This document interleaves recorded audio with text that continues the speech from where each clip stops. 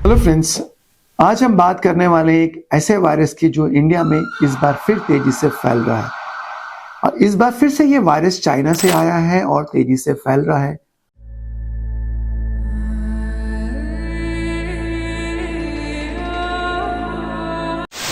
China has ideas of the mysterious new virus. Coronavirus. Coronavirus. There are fears a rapidly spreading virus has reached Australia. This is a rapidly emerging.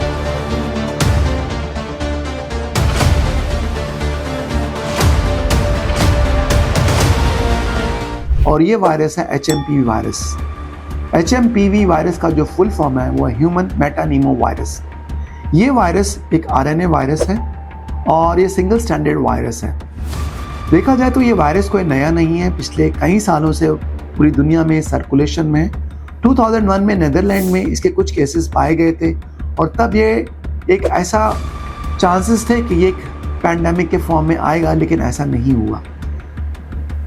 ये virus के जो symptoms हैं ये लगभग बाकी जो respiratory virus हैं उससे मिलते जुलते हैं, लेकिन कुछ सिम्टम्स इसके अलग हैं जो बाकी वायरस से इसको अलग करता है। जैसे इसके अंदर देखा जाता है कि बुखार के साथ साथ खांसी ज़्यादा होती है, जो ड्राई भी हो सकती है, प्रोडक्टिव हो सकती है।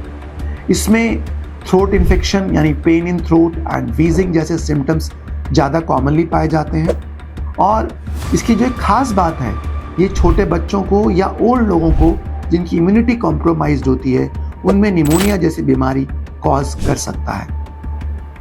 ये वायरस सार्स कोविड वायरस से काफ़ी डिफरेंट है। ऐसा माना जाता है कि इसकी स्प्रेडेबिलिटी, जिसको R0 बोलते हैं, वो 1.3 से 2 तक है, जबकि सार्स कोविड की यही स्प्रेडेबिलिटी यानी R0 2 से 3 के बीच में था, यानी वो ज़्यादा हाईली स्प्रेडेबल था।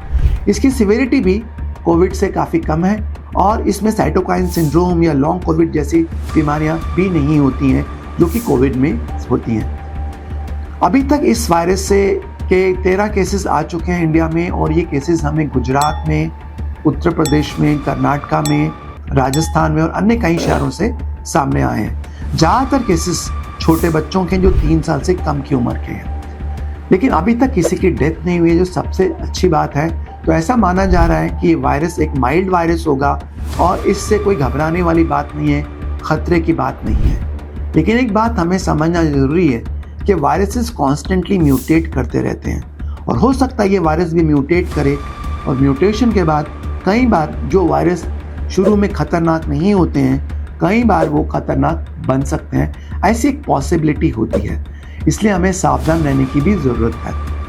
अगर हम बात करें कि हमें क्या कर सकते हैं इस वायरस से बचने के लिए, तो अभी तक डायग्नोसिस के लिए या इसके ट्रीटमेंट के लिए कोई वेल डिफाइंड आउटलाइंस नहीं है। स्पेशल टेस्ट जैसे NAT टेस्ट है, जिसमें न्यूक्लियर एसिड एम्प्लीफिकेशन टेस्ट, इसका इस्तेमाल किया जा रहा है।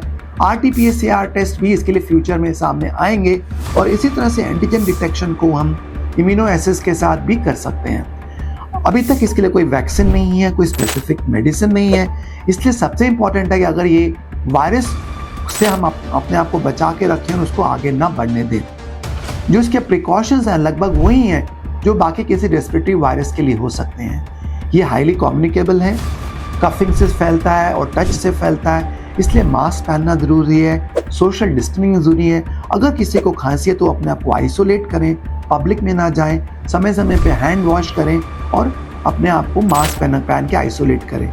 These are common things जो हम किसी भी वायरल इन्फेक्शन में हमेशा एडवाइस करते हैं। Now another thing, क्योंकि ICMR के अकॉर्डिंग जो अभी वायरल्स फीवर्स फैल रहे हैं, खांसी के जो केसेस सामने आ रहे हैं, मैक्सिमम केसेस इन्फ्लुएंजा बी और RSV वायरस, जिसको रेस्पिरेटरी सिंसिशियल वायरस बोलते हैं, इसके हैं। तो ऐसे में हम डायग्नोस कैसे कर सकते हैं? डायग्नोस करने के लिए, क्योंकि अभी वाइड स्प्रेड हमारे पास HMP वायरस की किट्स नहीं अवेलेबल हैं, तो 3 टेस्ट हैं जो हम कॉमनली रिकमेंड कर सकते हैं। We can go for CBC, C reactive protein and flu panel. Now अगर CBC में हमको WBC काउंट ज़्यादा मिलते हैं, लिम्फोसाइट काउंट्स कम मिलते हैं, तो ये ज़्यादा बैक्टीरियल इन्फेक्शन के फेवर में जाता है। सिमिलरली अगर हमको फ्लू पैनल में मालूम चलता है कि इन्फ्लुएंजा बी है या RSV है, तो उसके अकॉर्डिंग हम उसको ट्रीट कर सकते हैं। और अगर हमें C रिएक्टिव प्रोटीन ज़्यादा हाई मिलता है तो ये इंडिकेशन हो सकता है कि कोई वायरल फीवर भी है।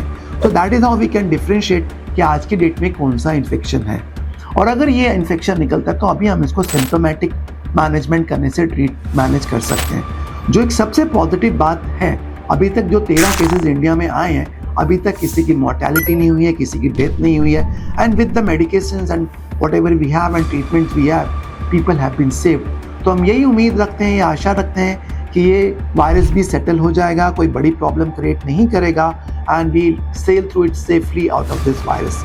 आने वाला समय ही हमें बताएगा कि चीज़ें कहाँ जाती हैं या क्या हमारे सामने आता है। Till that time, stay safe and stay happy. Thank you.